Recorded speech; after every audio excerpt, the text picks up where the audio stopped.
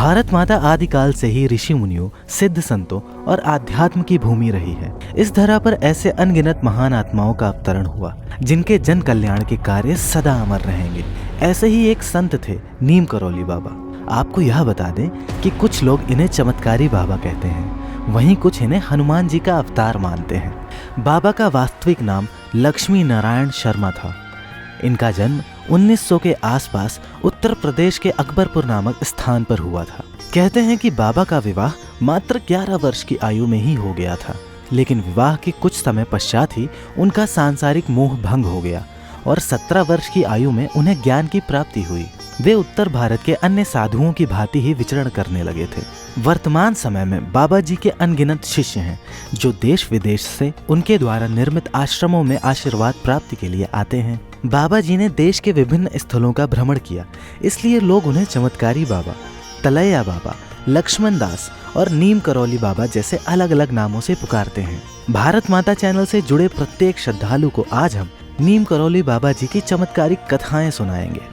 ये उस समय की बात है जब देश में कुछ लोग ही ट्रेन में सफर किया करते थे। तभी एक बार बाबा जी ट्रेन में सफर कर रहे थे, परंतु उनके पास टिकट ना होने के कारण जांच के दौरान उन्हें ट्रेन से उतार दिया गया। उस समय ट्रेन एक घने जंगल से गुजर रही थी। बाबा जी के उतरने के पश्चात ट्रेन को फिर से चलाने का आदेश दिया गया, परंतु आपको यह जानकर आश्चर्य होगा कि अंगद के पांव के भांति ट्रेन अपनी जगह से तनिक भी नहीं हिली। यात्रा कर रहे अनेक लोगों में एक बाबा जी का भक्त भी था। उसी ने सबको सूचित किया और कहा, बाबा जी के साथ दुर्व्यवहार करके आप सबने अच्छा नहीं किया। मेरी सलाह माने तो बाबा जी को सम्मान सहित वापस बिठा लें। उस यात्री की बात मानकर रेल कर्मचारी बाबा जी से क्षमा मांगकर उनसे ट्रेन में बैठने को कहते हैं। तब बाबा जी उनसे कहते हैं कि वो एक शर्त पर ही वापस बैठेंगे, और वो शर्त यह थी कि उस घने जंगल में एक रेलवे स्टेशन की स्थापना करवाई जाए। रेल कर्मचारी बाबा जी को आश्वासन देते हैं कि उनकी आज्ञा अनुसार स्टेशन बनवाया जाएगा। फिर बाबा जी ट्रेन में बैठ जाते हैं और ट्रेन चल पड़ती है। बाबा जी की इच्छा अनुसार बनवाया गया वो स्टेशन आज भी नीम करौली नाम से प्रसिद्ध है। बाबा जी के चमत्कारों के ऐसे सैकड़ों किस्से हैं। उन्हीं में से एक किस्सा यह है कि एक दिन बाबा जी अचानक एक बुजुर्ग दंपत्ति के घर पर पहुंच गए। उन्होंने कहा कि आज वे उन्हीं के घर पर विश्राम करेंगे। बाबा की बात सुनकर बुजुर्ग दंपत्ति भक्त को बहुत खुशी हुई। उन्होंने अपनी तथा अनुसार बाबा जी का सत्कार किया और सोने के लिए एक चारपाई और ओढ़ने के लिए कंबल दिया, जिसे ओढ़कर बाबा जी सो गए। इसके बाद बुजुर्ग दंपत्ति भी बाबा जी के चारपाई के पास ही सो गए।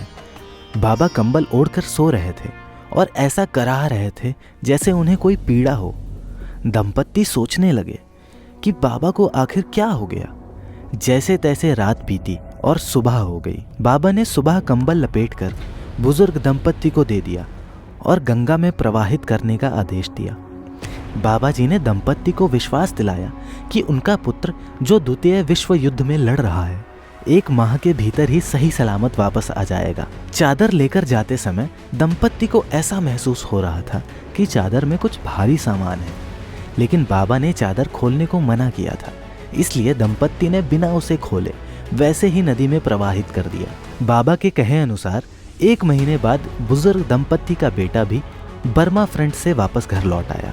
बेटे को घर पर देख बुजुर्ग दंपत्ति की खुशी का ठिकाना नहीं रहा, लेकिन बेटे ने अपने माता पिता को ऐसी घटना के बारे में बताया जिसे सुनकर वो चकित रह गए। बेटे ने कहा कि लगभग 1 महीने पहले एक दिन वह दुश्मन फौजों के बीच घिर गया और रात भर गोलीबारी होती रही। इस युद्ध में उसके सारे साथी भी मारे गए, लेकिन वह अकेला बच गया।